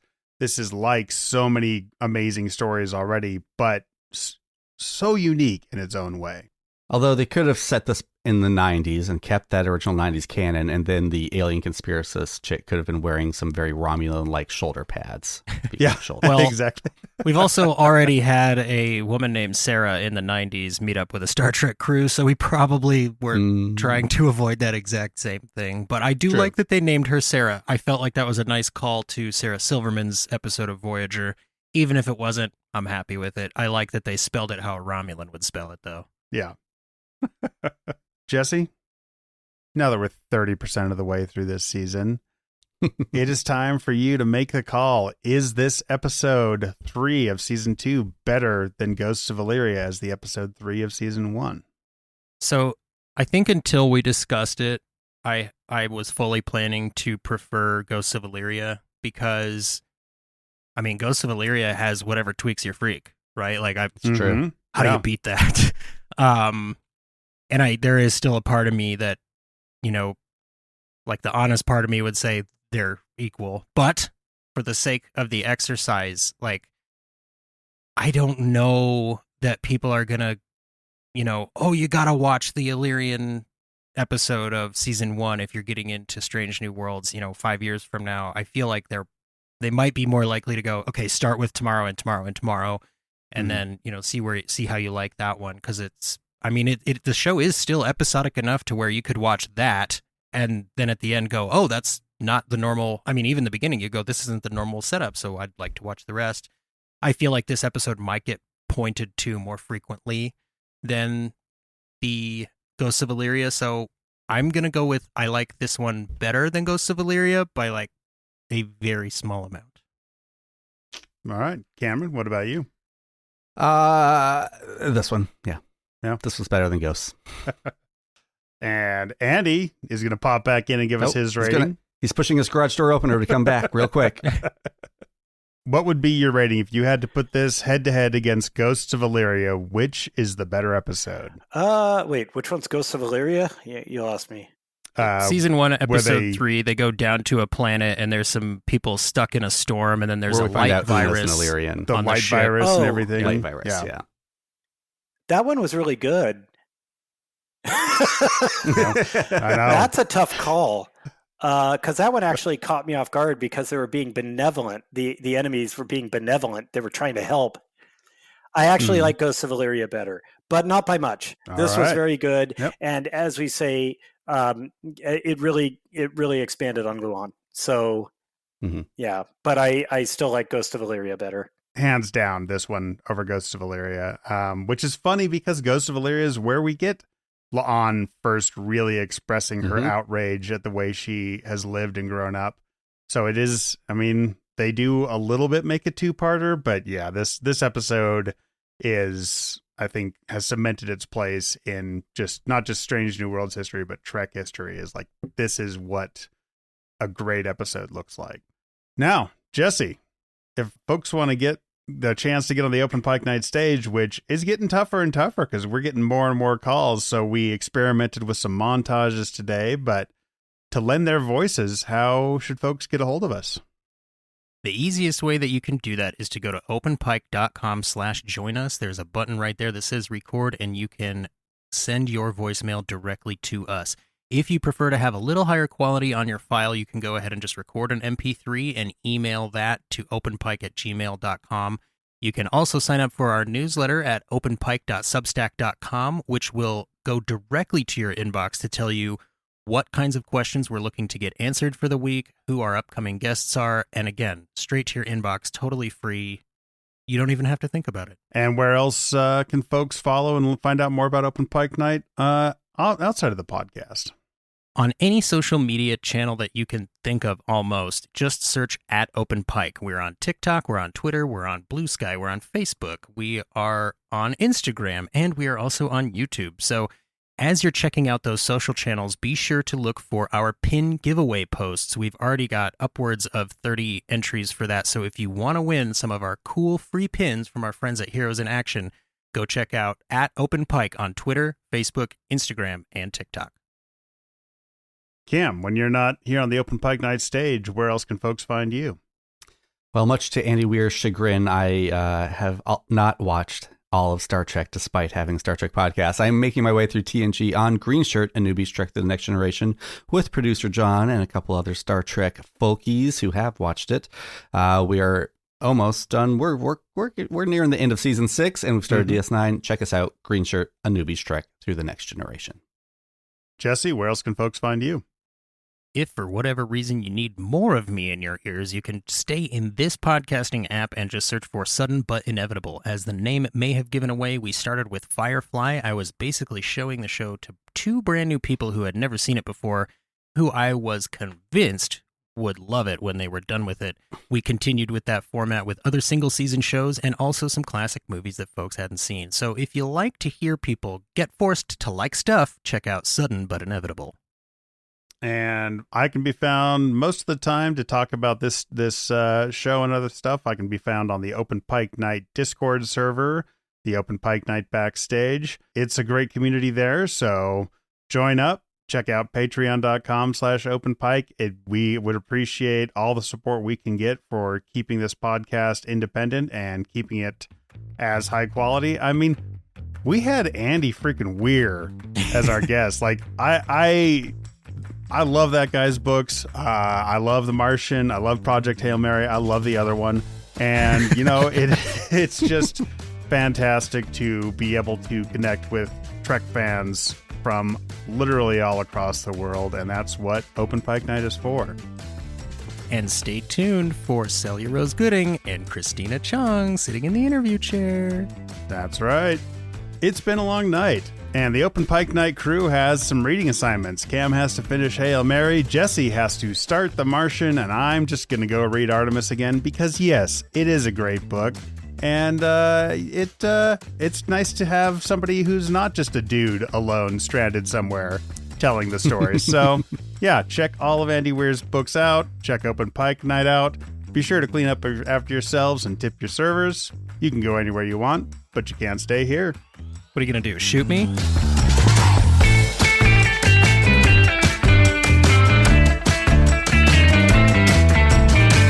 If I tilt my camera slightly down, you can see my cat. Ah, cat. Oh, one of two cats. I'm not sure where the other one. Oh, there. Oh, yeah, there she is. It's hard to spot her. Oh, thanks for building me a new cat tower, Dad. That is a cat. Oh man. Okay. Yeah, now you can What never are take Andy that Weir's down. cats' names? The tuxedo. This guy right here is Jojo, and that lady there is Demi. She's a long-haired. Goddamn mirror. She's a long-haired calico. He is a short-haired tuxedo. I can actually touch him from here. Ah. And they're both old. Like all good cats. Yeah, exactly.